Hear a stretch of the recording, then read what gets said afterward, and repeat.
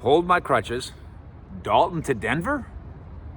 Kellen, fly, and Deshaun Watson. Let's deal with quarterbacks today, shall we? Mike Fisher reporting from the Star. Let's see if I can remember those things off the top of my head.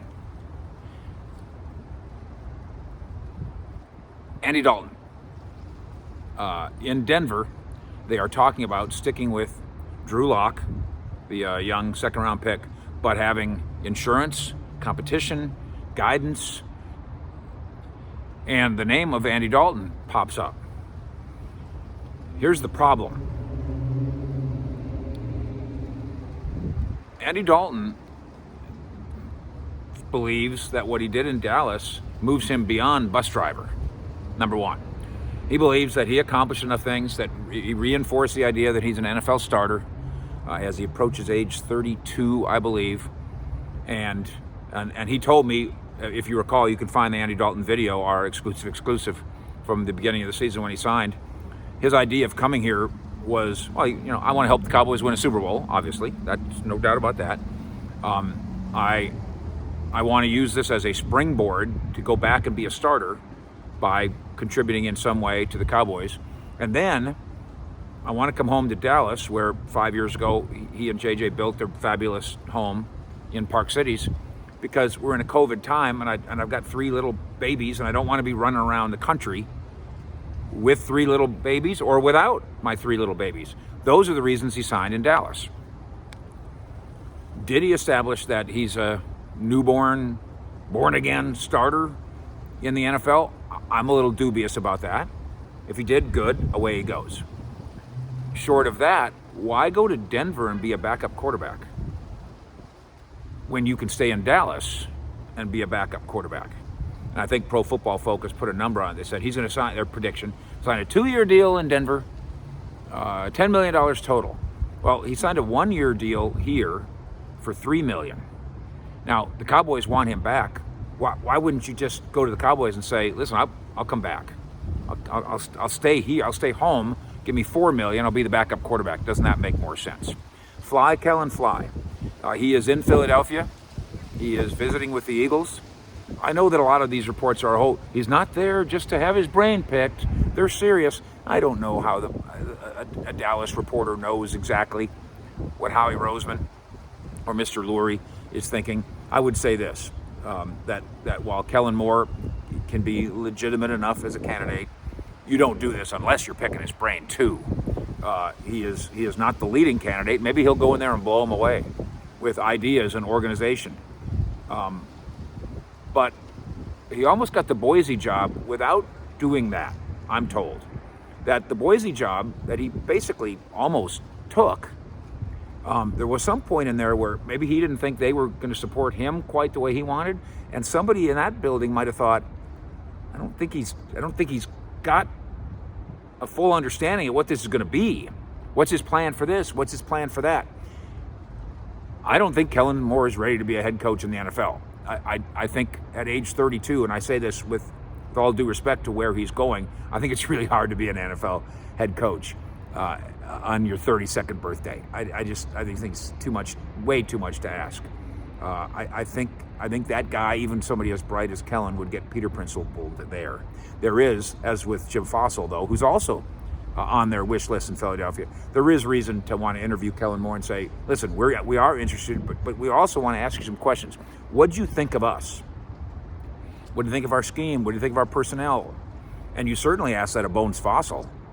Hey, listen, you're 47. You've been doing this your whole life. What did you think of the Eagles' special teams? And those guys understand that that's part of the interview as well. I should throw in Miles Austin is getting hired with the Jets to work with Robert Saleh. So I appreciate that Miles Austin, who's 36, is paying his dues. He was here in scouting. I think he might have been an intern first, then was in scouting for a year, then applied for the wide receiver job that Sanjay Lal eventually got, didn't get it, so he left and went to San Francisco and went into quality control, started all over again. That's the kind of guy that can be a coach, the guy that understands, no, you don't get to start out being the king. You start out being the janitor. That's the right way to do this, and I really believe that. Believe me, I was a janitor. I was a plumber's assistant. before I got to be, well, I'm not exactly the king, but whatever you want to call it. I'm the king of fish sports. That I'm the king of. Quarterbacks. I'm not even going to make I might. If I made a video that explains why Deshaun Watson is better than Dak Prescott, I bet I'd probably get 100,000 views. But I also would have 50,000 people who hate me. So I guess I'm not going to do that.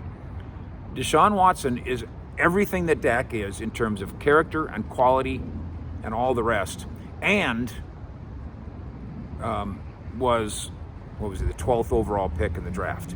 And everybody except the Chiefs that didn't grab him made a mistake. And they know they made a mistake. There's holes we could say, oh, you know, Dak's got to get better at this. Deshaun Watson doesn't have those. Having said that, you know, we're talking about a vacuum. There is not going to be a Dak for Deshaun Watson trade. And if the Texans are smart, there'll be no Deshaun Watson trade at all. So that covers Deshaun, that covers Dalton, that covers Fly, Kellen, Fly. I got Miles Austin in there too. Oh, hold my crutches. I don't know why so many people misinterpreted what Dak was trying to say here in a playful way, but also in a way that has promise and playfulness. I guess, I don't know, somebody did some meme on social media showing that Tom Brady's been to this many championships in the last 20 years and the Cowboys have been to this many conference championships. All right. You don't have to rub it in. On the one hand, I think Cowboy fans will all agree, yeah, that sucks.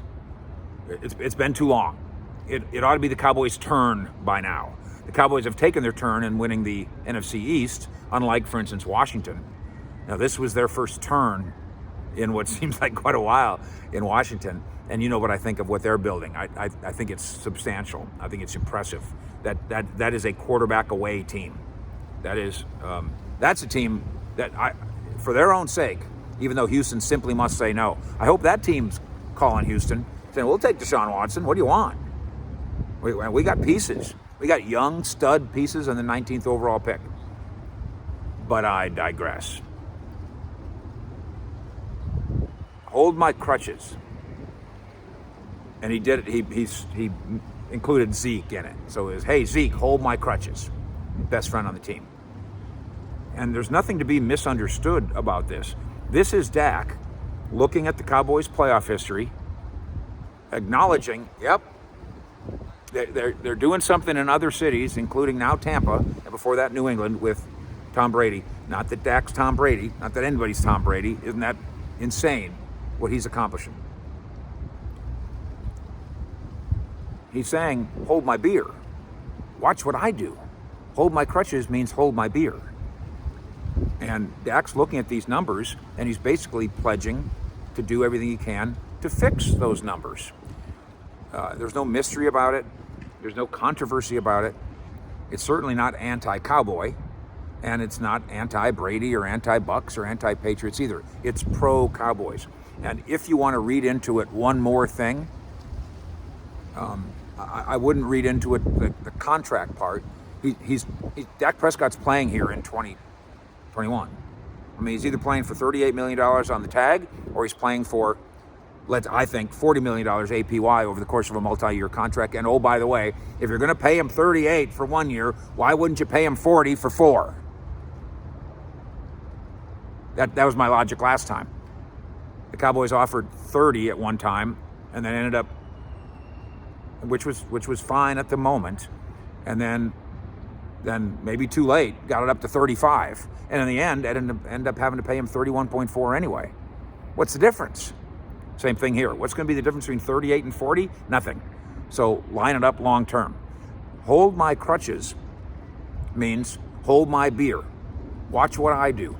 That guy just did a backflip, back somersault off the diving board. Here, hold my beer. Watch what I do. That's what Dak Prescott is saying, and it is a promise for the future. He is saying, I'm a Dallas Cowboy, and the Dallas Cowboys are going to end this skid. They're going to end this drought. The Dallas Cowboys are capable of doing what the Tampa Bay Buccaneers have done. And if you look at it that way, Buccaneers have been a long time since they've done anything too. I think we look at their roster now that they're going to an NFC Championship game and say, oh, that guy's great. No, that guy's great. You know, they picked up Leonard Fournette off the garbage pile. They picked up Antonio Brown off the garbage pile. Rob Gronkowski came out of retirement. So their greatness is only clear now that they're in the NFC Championship game. And this kind of thing, it's okay if you observe Dak Prescott's optimism here and you feel a little bit of it too. Hold my crutches, says Dak Prescott. It's kind of like saying hold my beer, except I wish I had one. Thanks for subscribing to what we do here, the Des Bryant Hoodie. We're almost at 20,000 of us. Morning, noon, and night, we're here for you, and I appreciate very much that you're here for me as well. Fish. Oh! Fish Sports Store. If I can figure it out. It's coming. Fish out.